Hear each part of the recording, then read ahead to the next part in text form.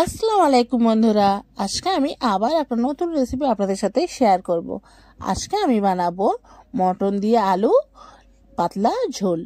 এত সুন্দর এটা খেতে ভালো লাগে কি বলবো। আমরা গ্রেভি বা কষা মাংস অনেকেই পছন্দ করি, অনেকে আলু দিয়ে একটু পাতলা ঝোল ঝোল হবে মটন, অনেকেরই খুব ভালো লাগে। সেই জন্য আজকে ভাবলাম যে আপনাদের সাথে এই রেসিপিটা শেয়ার করা যাক। দেখুন এত সুন্দর হয়েছে কি বলবো। তাহলে দেরি না করে রেসিপি শুরু করে দিই। এখানে আমি প্রথমে নিয়ে নেব খাসির মাংস। এখানে আমি 600 গ্রাম মাংস নিয়েছি। আর মাংসটা দেখুন খুবই চর্বিওয়ালা মাংস, রেয়াজি মাংস। আর এত সুন্দর কি বলবো, মাংসটা খুবই সুন্দর, কিন্তু দেখুন এর মধ্যে চর্বিটা বেশি হয়ে গেছে। যাই হোক, এবার আমি এখানে নিয়ে নেব একটা কড়াতে আমি সর্ষের তেল দেবো পরিমাণ মতো। আর সর্ষের তেলটা একটু বেশি দেবো। আর হয়ে গেলে তেলটা যখনই গরম হয়ে যাবে আমি কয়েক পিস আলু নিয়ে নেব। এখানে আমি 3 পিস আলু নিয়েছি।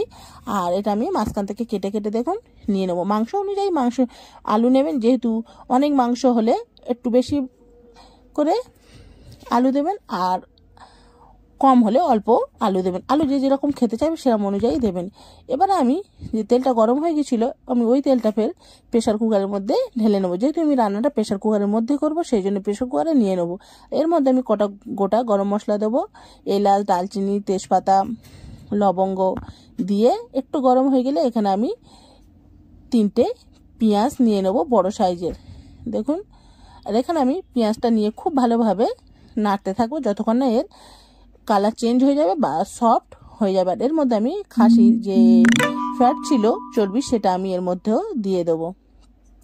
আর দেখুন চর্বিটাও গলে গেছে আর পেঁয়াজের কালারটাও চেঞ্জ হয়ে গেছে। এবার আমি এর মধ্যে মাংসগুলো ঢেলে দেবো, দিয়ে এটা খুব ভালোভাবে নাড়তে হবে। নাড়তে নাড়তে দেখুন এর কালার চেঞ্জ হয়ে যাবে, তেল এর থেকে ছেড়েও আসবে। এত সুন্দর লাগবে তখন দেখতে কি বলবো।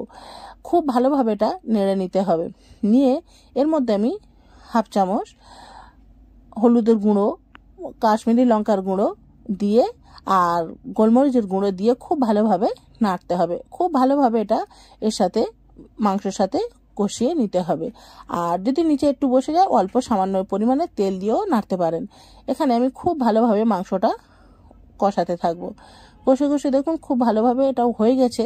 এবার এর মধ্যে আমি পানি দিয়ে দেবো। এখানে যখনই দেবো আমি গরম পানি দিয়ে দেবো। যখন আমি পানি দেবো, গরম পানি দেবো, আপনারাও গরম পানিটাই দেওয়ার চেষ্টা করবেন।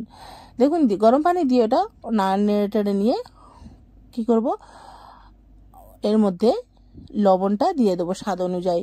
লবণটাও আমি পরেও একটু চেক করে দেখবো যে লবণটা ঠিক হলে আমি দেবো, না হলে আর দেবো না। এবারে এখানে যতক্ষণ পানি দিয়ে এটা ফুটে উঠছে ততক্ষণ আমি এদিকে মশলাটা তৈরি করে নিই। হাফ চামচ আমি এখানে জিরের গুঁড়ো আর ধনে গোটা জিরে, গোটা ধনে আর শুকনো লঙ্কা 3 পিস দিয়ে দেবো। দিয়ে খুব ভালোভাবে এটা নাড়তে থাকবো।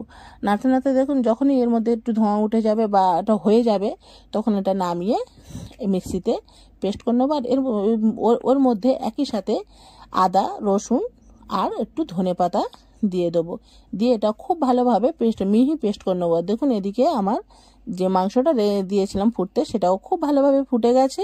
দিয়ে এর মধ্যে আমি আবার একটু লবণ দিয়ে দেবো। লবণটা চেক করে দেখবো যে একটু অল্প কম হয়েছিল, সেই জন্যে লবণটাও এর মধ্যে দিয়ে দেবো।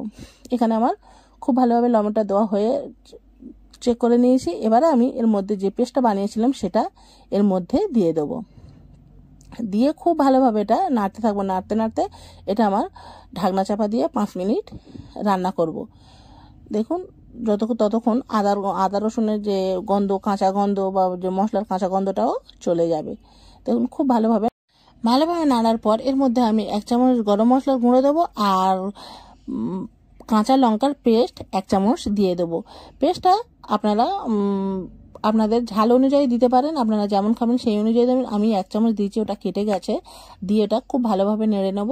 নিয়ে এর মধ্যে আমি দিয়ে দেবো টক দই 2 চামচ। আর যখন টক দই দেখছেন আমি এখানে গ্যাসের ফ্লেমটা আস্তে করে দিয়েছি, একেবারে আস্তে করে দিয়েছি, আর নাহলে অফ করে দেবেন। দিয়ে টক দইটা মেশাবেন, নাহলে টক দইটা কেটে যেতে পারে। দিয়ে খুব ভালোভাবে মিশিয়ে নেবেন। মিশিয়ে নেওয়ার পর দেখুন খুব ভালোভাবে এটাও নেড়ে নিতে হবে। দেখছেন যে টক দইটা মাংসের সাথে খুব ভালোভাবে মিক্সড হয়। বেশি দেবো না, টক দই বেশি দেবো না, আমার এমনি মাংসতে টক দই দেওয়া পছন্দ না, বিশেষ করে খাসির মাংসতে। কিন্তু অল্প আমি সামান্য 2 চামচ দিয়েছি, ছোটো চামচের। আর যে আলুটা ভেজে রেখেছিলাম সেটাও এর মধ্যে দিয়ে দেবো, দিয়ে খুব ভালোভাবে নেড়েচেড়ে নিয়ে নেবো, খুব ভালোভাবে কষিয়ে নেবো। দেখছেন এখানে আমার খুব ভালোভাবে কষানো হয়ে গেছে। এবার আমি এর মধ্যে গরম পানি 2 কাপ দিয়ে দেবো।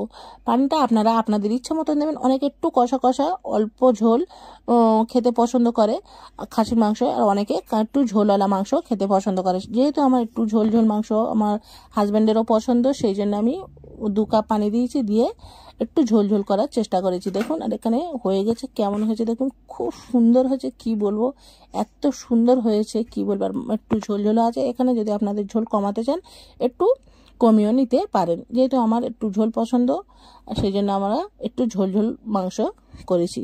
এত সুন্দর হয়েছে কি বলবো, একবার হলেও অবশ্যই এইভাবে বানাবেন, খুবই ঝটপট হয়ে যাবে। আর প্রেসার কুকারে বানালে খুবই আরও একটু তাড়াতাড়ি হয়ে যায়, 10 থেকে 15 মিনিটের মধ্যে পুরো মাংস রেডি হয়ে যাবে।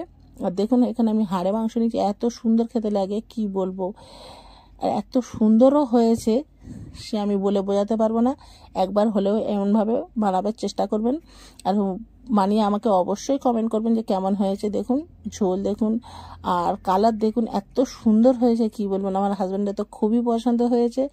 আর দেখুন একবার হলেও এমনভাবে বানাবার চেষ্টা করুন, খুবই অল্প, আর একেবারে টেস্ট আলাদা হয়, খুব সুন্দর টেস্ট হয় কি বলবো।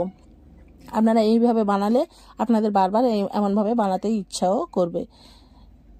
দেখতে খেতে এত সুন্দর হয়েছে কি বলবো। এটা আমি পয়লা বৈশাখে বানিয়েছিলাম, অনেক দেরিও হয়ে গেছে, যাই হোক এত সুন্দর মাংসটা বানিয়েছি। অবশ্যই ভালো লাগলে লাইক শেয়ার সাবস্ক্রাইব করবেন, আর আমার ফেসবুকে আমার রুমি কিচেন ফলো করবেন। আল্লাহ হাফিজ।